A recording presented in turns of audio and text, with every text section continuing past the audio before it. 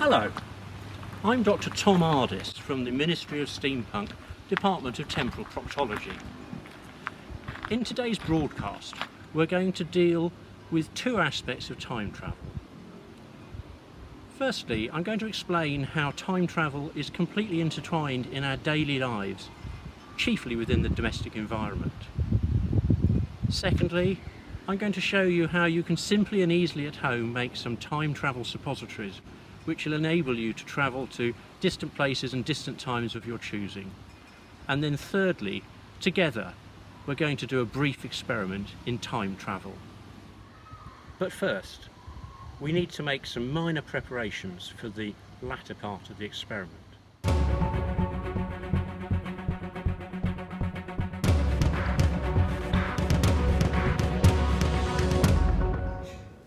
What I need you to do is to take a cup or a beaker, some other water container, and put some ordinary cold water out of the tap in it.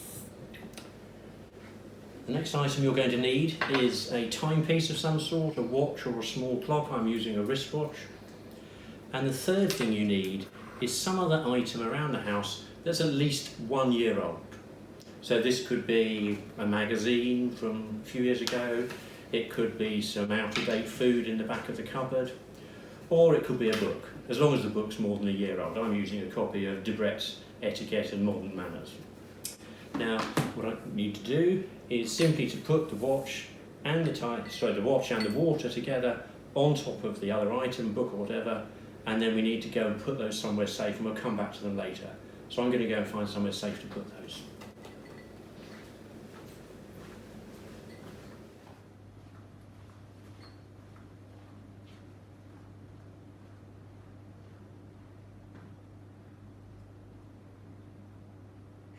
Scientists will tell you that you can only slow down time if you travel close to the speed of light.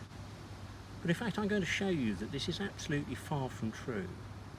In our ordinary everyday lives, we all experience slowing down and speeding up of time, and even aspects of time travel. And I'm going to show you how.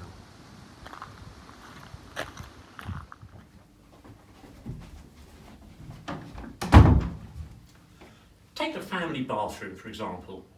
For the person inside the bathroom who's maybe using the shower or doing their mascara at the mirror, or who's sat on the toilet reading the iPad, time is passing very slowly. It feels to them as though they've only just come into the room. But then, before they know it, someone's banging on the door outside.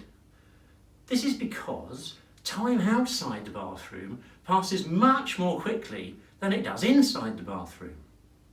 Have you finished yet? No! Action. Something similar happens when you go clothes shopping. My wife Tiffany and I, we go to the shops, we go to a clothes shop, we enter the shop, we go our separate ways.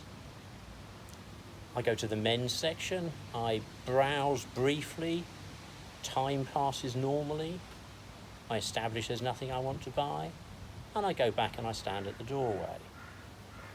Now I look around and I see that Tiffany has hardly made it into the ladies section at all.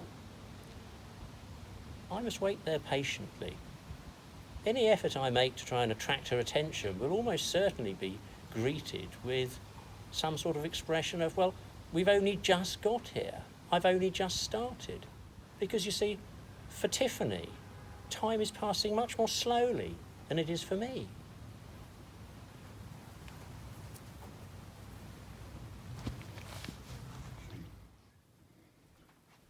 Next, let's talk about stairs.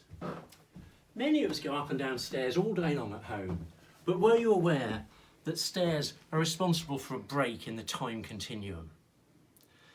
At night time, we plan to go to bed, we plan when we're going to be in bed, we make all of our preparations downstairs, pack everything away, put the cat out, etc., etc. And yet we get up to bed and it turns out to be much later than we thought it was going to be, and much later than we actually think it is.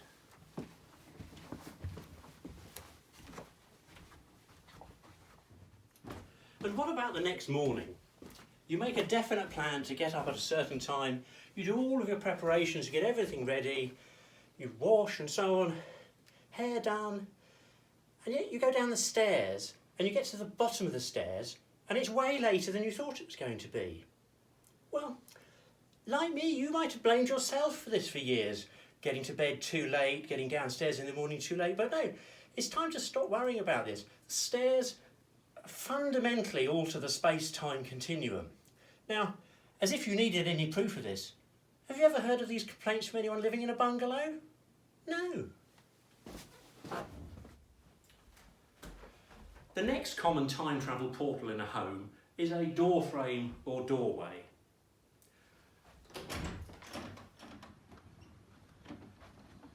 Have you ever, like me, walked into a room and thought you'd come to get something, but then you can't remember what it is you've come to get? Now, why is this? Have we forgotten? No. When you come through the doorway, you step back slightly in time. You step back in time to a point just before you thought what it was you needed to go and get. So the solution to this is you go back through the doorway, and as you come through the doorway, time jumps forwards again. And now I can remember what it is I wanted to get. So I can go back into the room, and by this time, enough time has passed that I now know what it is I want to get. So I can go and get it. Now, of course, door frames are a simple kind of domestic device for time travel. There's a much more powerful version of this you find in an airport, the big metal detecting gates, or so we're told, the security gates. These are powerful time travel devices so that you go through it, you get on a plane, you go through another one, come out the other end, and your time zone has changed. You may be 4 or 5 hours different than you were at home. When you come back again, exactly the reverse happens. These are time travel portals. To confirm this, all you need to do is when you're away, ring somebody up at home, say, it's 6 o'clock here, what time is it? And they'll say, oh, it's 11 o'clock or it's 5 o'clock. These metal detecting gates are time travel portals. The problem with time machines up until today is that people have understandably enough assumed that you needed to build a machine that a man could get inside and control. But in fact, this turns out to be not right at all. The most efficient means of time travel come about when you design a time travel capsule that goes inside the human body. Come inside.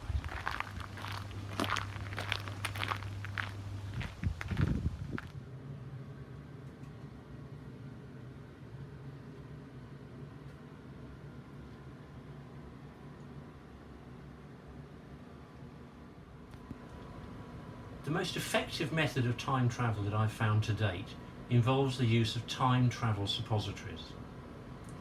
These have the advantage that they route you to the place that you're going to for a period of around 12 hours because the material within the suppository slowly leaks out into the body.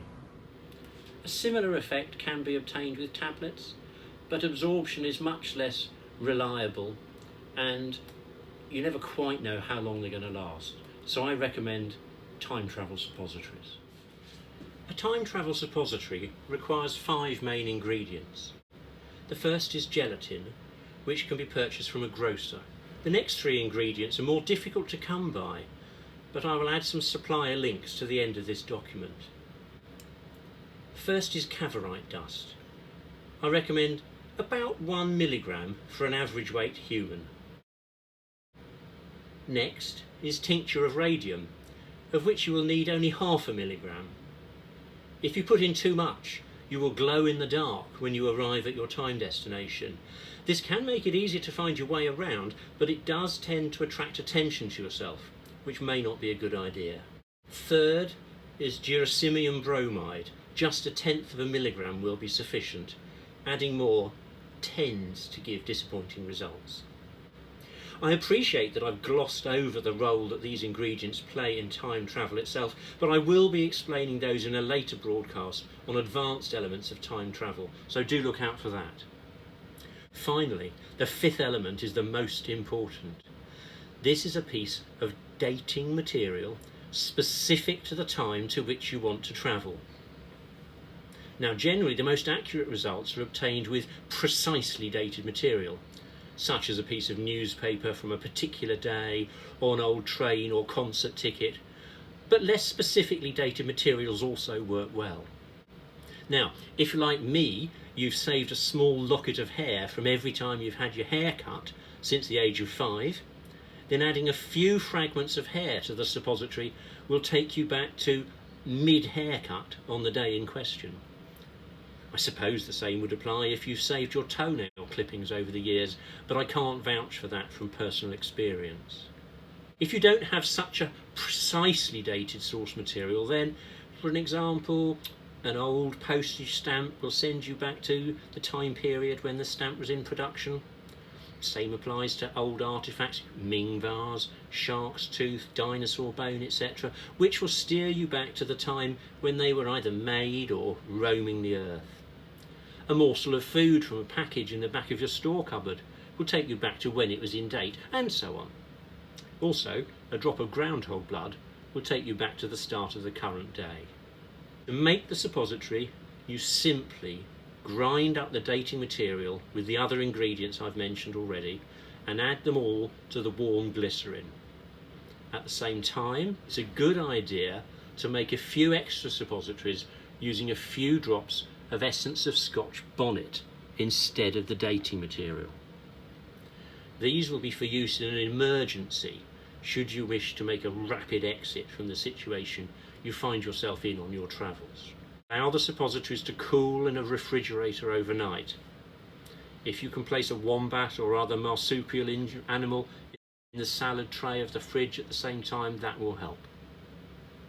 Now, when it comes to using the suppositories, make sure first of all that you dress appropriately for the weather you expect to encounter. Check you have a Scotch bonnet suppository in case you need to make a hasty exit, and the rest, as they say, will be history.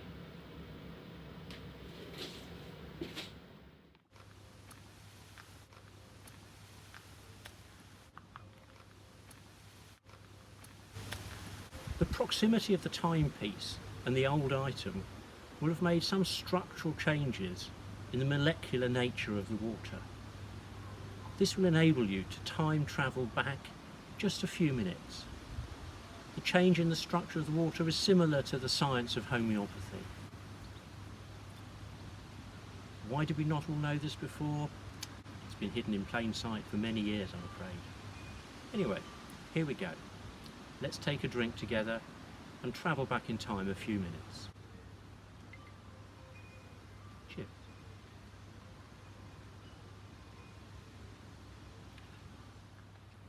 Hello, I'm Dr Ardis from the Ministry of Steampunk, Department of Temporal Proctology.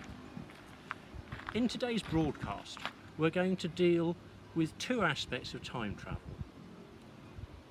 Firstly, I'm going to explain how time travel is completely intertwined in our daily lives, chiefly within the domestic environment.